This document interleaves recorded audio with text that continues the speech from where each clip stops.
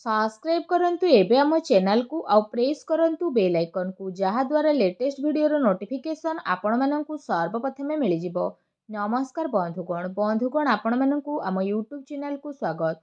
बंधुगण आज आमे जानिबा मासर द्वितीय सप्ताह अर्थात 8 रु 14 तारिखर दिनटी आपणकर किपरि कटिबो केउ प्रकार आजिर दिन को आपण माने प्लानिंग करिवे विशेष भाबरे जदि आमे आपण माननकु कहिबु तो आज आपणकर स्वास्थ्य किपरि रहिबो ता सहित आपणक क्यारियर किपरि रहिबो बिजनेस और व्यापार किपरि रहिबो ए दिन रे ता सहित स्वास्थ्यर महत्वपूर्ण इनफॉरमेशन मध्ये भिडियो रे आमे आपण माननकु कहबु और भिडियो शेष रे उपाय विषय मध्ये आमे आपणकु कहबु जहा द्वारा ए सप्ताह को आपण आहुरी अधिक शुभ और मंगलदायक भर साब्यस्त करि परिबे। जदि आमे कहिबा संपूर्ण भाबरे आपण माननकु पूरा राशिफल विषय रे किंतु यह पूर्व चैनल नुआ आसथिले चैनल को सब्सक्राइब करंतु सांगर नोटिफिकेशन बेल को मध्य ऑन करंतु जहा द्वारा समय समय रे नुआ नुआ वीडियो रो नोटिफिकेशन आपनको सर्वप्रथम मिलिबो। आसंतु जानिबा किपरि रहिबो 8 रु 14 तारिख पर्यंत दिन आपणकर। जदि सबुठारु प्रथमे कहबा कि कोन ए दिन रे आपनको पई विशेष भाबरे पॉजिटिव रहिबा पई जाउची जदि आमे आपण माननकु कहबु ए समय अवधि रे आपणकर विशेष भाबरे वित्तीय स्थिति रे काफी सुधार आसी जिवो। किछि नुआ आरंभ करिबा पई ए दिन आपणक पई बहुत ही भलो रहिबो आ अनुकूल रहिबो। आपणकर परिश्रम आ प्रयास द्वारा ए सेकेंड वीक रे आपणक सामना रे सफलता मिलिबो। विवाह योग्य लोकंक पई कोनोसी भलो संपर्क आसी पारे बा कथाबार्ता मध्य घरे आपणकर होई पारे। एहा सहित समाज एवं संपर्कियंक सहित आपणकर प्रभावशाली व्यक्तित्व आउ सरल स्वभाव कारणरू आपणकर मान प्रतिष्ठा बनिक रहिबो। समय आपणकर किछि मिलाजुला प्रभाव मध्ये आपणक पई नेकी आसुछे किंतु जदि कहिबा ताको बहुत भलो बनेइबा आपणकर काम अटे। किछि टाइम रे अति संपर्कियंक सहित जहाँ भी मनांतर मतांतर आपणक घरे चालुथुला तो ए सप्ताह रे से सबुर स्थिति टिके परिवर्तन हेबो आउ संपर्क रे पुणी थरे मधुरता आसीबो। प्रतिष्ठा लोकंक सह मेलमेलाप बढ़िबो जहाँ आपणकर भविष्यत पई बहुत ही लाभदायक सिद्ध हेबो। धार्मिक स्थल रे जीवार विशेष भाबरे आपणकर प्रोग्राम बनिबो जहाँ द्वारा बहुत अधिक शांति आउ हल्कापण आपण अनुभव करिवे। घरे सुख सुविधा संबंधित वस्तुर किणाकिणी आपण करिवे। कोनोसी दामी जिनिस मध्य कि आपणकु देई पारे।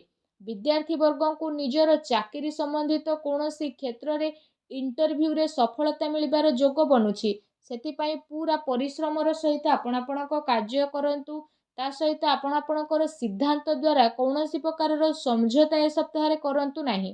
प्रभावशाली एवं प्रतिभावान लोकंक सहित अधिक टाइम आपण आपणकर स्पेंड करंतु जहा द्वारा आपणकर आत्मबल आ आत्मविश्वास रे वृद्धि हेबो तथा नकारात्मक विचार मध्ये आपणकर दूर हेबो। भाग्य ठारू अधिक आपण आपणकर कर्म उपरे विश्वास रखंतु एहा आपणक पई बहुत ही भलो दिन रहिबो। आसंतु जानिबा ए सप्ताह रे आपणक पई कोन नेगेटिव रहिबाकू जाउची। कोनोसी पारिवारिक कथाबार्ता को नै भाई भौणी भितर ए सप्ताह रे लड़ाई झगड़ा होई पारे। घरर वृद्धंकर परामर्श द्वारा संबंध को खराब हेबा ठारू बचेई कि रखंतु ता सहित घर नाम रे कि आपणकर नुकसान मध्य करि पारे सेति पई आपण सावधान रहंतु। घरर कोनोसी वृद्ध लोकंकर स्वास्थ्य को नै कि आपणकर मन रे चिंता रहिबो। दूर जगह को जीवाक मध्य आपणकु पड़ी पारे ता सहित आपणकु आपणकर स्वभाव रे इगो को खत्म मध्य करबाकू पड़िबो जहा द्वारा प्रॉब्लम सबुर शीघ्र समाधान होई जिवो। कोनोसी भी योजना उपरे कार्य करिबा पूर्वरु ता उपरे भलो भाबरे विचार करिबार आवश्यकता रहिछि। कोनोसी दुखद समाचार मिलिबा कारणरू मन रे आपणकर उदासी आ नकारात्मक विचार मध्य आसीबो किंतु जदि कहबा आपण शीघ्र ही से सबुरु बाहर को बाहरिबे। विद्यार्थी वर्ग पाठ पढ़ार अपेक्षा फालतू भूल बुझामणा रे अधिक ध्यान देबे आ निजर महत्वपूर्ण कार्य को बहुत ही अधिक संभाळिकी मध्य रखिबे। काहेकि ना जदि आमे कहिबा जदि किछि भूल करिबे आगो को आपणक पई भूल होई जिवो। घरे छोट छोट कथा रे अकारण रे चिंता आपणकर उत्पन्न हेबो तेणु अधिक क्रोध ठारू आपण दूरेई कि रुहंतु। सामाजिक गतिविधि रे अधिक ध्यान न देबा ठारू कोनोसी अति संपर्कित लोक आपणक उपरे नाराज होई पारंती। बस ए कथार आपण ध्यान न देकी निजर कर्म उपरे लागिकी रुहंतु। घरर वरिष्ठ लोकंकर मान सम्मान आपण अवश्य करंतु। ता सहित जदि सप्ताहर लव लाइफ विषय कहिबा तो जीवन साथींकर भावनार आपण सम्मान करंतु। एहा द्वारा आपणकर संबंध आहुरी अधिक मजबूत हेबो ପ୍ରେମ ସମ୍ବନ୍ଧ ଆପଣଙ୍କର ମର୍ଯ୍ୟାଦାପୂର୍ଣ୍ଣ ରହିବ।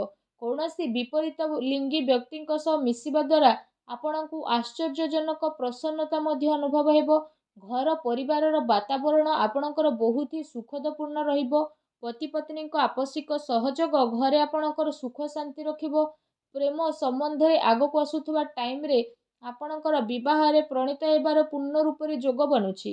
ଜୀବନ ସାଥୀଙ୍କର ବିଶେଷ ଭାବରେ ଆପଣଙ୍କୁ ଆପଣଙ୍କ କାର୍ଯ୍ୟରେ ପୂର୍ଣ୍ଣ ରୂପରେ ସହଯୋଗ ପ୍ରାପ୍ତ ହେବ ତଥା ଘରେ ମଧ୍ୟ ଆପଣଙ୍କର ସକାରାତ୍ମକ ବାତାବରଣ ବନିକି ରହିବ।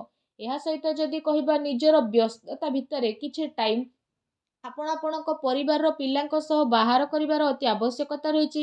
ଏହାଦ୍ୱାରା ପରିବାରରେ ଆପଣଙ୍କର ରେସ୍ପେକ୍ଟ ଆହୁରି ଅଧିକ ବଢ଼ିଯିବ। ଆସନ୍ତୁ ଜାଣିବା ଏ ଦିନରେ ଆପଣଙ୍କର ବ୍ୟବସାୟ ଓ କ୍ୟାରିୟର କିପରି ରହିବ।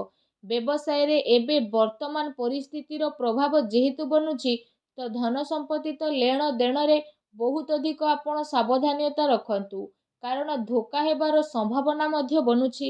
ଚାକିରି ପେଶା ବ୍ୟକ୍ତିଙ୍କର ଅଫିସର ମାହୋଲ ବହୁତ ହିଁ ଶାନ୍ତିପୂର୍ଣ୍ଣ ରହିବ। ବିଶେଷ ଭାବରେ କାର୍ଯ୍ୟକ୍ଷେତ୍ରରେ ଯଦି କୌଣସି ପ୍ରକାରର ନିବେଶ କରିବା ପାଇଁ ଆପଣ ଚାହୁଁଛନ୍ତି ତ ସେସବୁ କାର୍ଯ୍ୟକୁ ଆପଣ ବହୁତ ହି ଗମ୍ଭୀରତାର ସହିତ ଜାଣିବେ। ଏହାଦ୍ୱାରା ଆପଣଙ୍କୁ ବହୁତ ଭଲ ରେଜଲ୍ଟ ମଧ୍ୟ ପ୍ରାପ୍ତ ହେବ ଆଉ ଏହା ଆପଣଙ୍କ ପାଇଁ ବହୁତ ହି ଭଲ ରହିବ। ଚାକିରିରେ ନୂଆ ସମ୍ଭାବନା ମିଳିବାର ବହୁତ ଅଧିକ ଆଶା ରହିଛି। ଏହା ସହିତ କାର୍ଯ୍ୟକ୍ଷେତ୍ରରେ ଅନ୍ୟର ହସ୍ତକ୍ଷେପ ଦ୍ୱାରା କର୍ମଚାରୀଙ୍କ ଭିତରେ ମତାନ୍ତର ମନାନ୍ତର ହୋଇପାରେ। ସେଥିପାଇଁ ନିଜର ନିର୍ଣ୍ଣୟକୁ ପ୍ରାଥମିକତା ଦିଅନ୍ତୁ ତଥା ବ୍ୟବସାୟିକ ଗତିବିଧିରେ ନିଜର କଡ଼ା ନଜର ରଖନ୍ତୁ। ଏହା ସହ ଚାକିରି ପେଶା ବ୍ୟକ୍ତି ମଧ୍ୟ ଅଫିସରେ ପଲିଟିକ୍ସର ଶିକାର ମଧ୍ୟ ହୋଇପାରନ୍ତି, ତେଣୁ ଟିକେ ସାବଧାନ ରୁହନ୍ତୁ।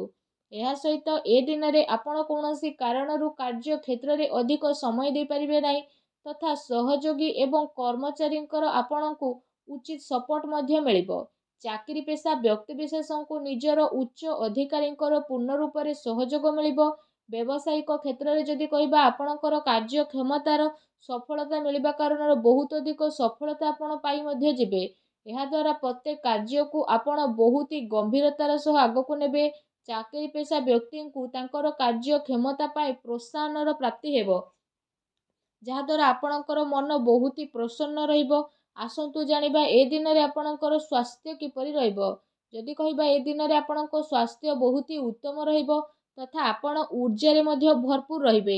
ଏ ସପ୍ତାହରେ ଆପଣ ନିଜେ ନିଜକୁ ବହୁତ ଖୁସି ଭରା ଆଉ ଚିନ୍ତାମୁକ୍ତ ମଧ୍ୟ ଅନୁଭବ କରିବେ। ତା ସହିତ ଏ ସପ୍ତାହ ଆପଣଙ୍କ ସ୍ୱାସ୍ଥ୍ୟ ଦୃଷ୍ଟିରୁ ବହୁତ ହି ଭଲ ଟାଇମ୍ ରହିବାକୁ ଯାଉଛି। ଏହା ସହିତ ନିଜର ସ୍ୱାସ୍ଥ୍ୟକୁ ଆହୁରି ଅଧିକ ଭଲ କରିବା ପାଇଁ ଆପଣ ପ୍ରତ୍ୟେକ ଦିନ ଯୋଗ କରନ୍ତୁ, ବ୍ୟାୟାମ କରନ୍ତୁ, ସୁସ୍ଥ ରୁହନ୍ତୁ। ଆସନ୍ତୁ ଜାଣିବା ଏ ସପ୍ତାହରେ ଆପଣଙ୍କ ପାଇଁ କ'ଣ ବିଶେଷ ଉପାୟ ରହିଛି। ଯଦି କହିବା ସପ୍ତାହରେ ଆପଣ ପ୍ରତ୍ୟେକ ଦିନ ତୁଳସୀ ଚଉରା ପାଖରେ ସନ୍ଧ୍ୟା ସମୟରେ ଘିଅର ଦୀପ ଲଗାନ୍ତୁ। ତା ସହିତ ପକ୍ଷୀମାନଙ୍କୁ ଘରର ଛାତ ଉପରେ ଦାନା ଖାଇବାକୁ ଦିଅନ୍ତୁ, ଗାଈକୁ ସବୁଜ ଘାସ ଖାଇବାକୁ ଦିଅନ୍ତୁ। ଏହାଦ୍ୱାରା ଘରର ସମସ୍ତ ନକାରାତ୍ମକ ଶକ୍ତିର ବିନାଶ ହୋଇଯିବ ଆଉ ଆପଣଙ୍କୁ ଶୁଭ ଫଳ ପ୍ରାପ୍ତି ହେବ। ଭିଡ଼ିଓଟି କେମିତି ଲାଗିଲା କମେଣ୍ଟ କରିକି ଜଣାନ୍ତୁ। ଆଉ ଯଦି ଚ୍ୟାନେଲରେ ନୂଆ କରି ଆସିଛନ୍ତି ଚ୍ୟାନେଲକୁ ସବସ୍କ୍ରାଇବ୍ ମଧ୍ୟ କରନ୍ତୁ। ଧନ୍ୟବାଦ।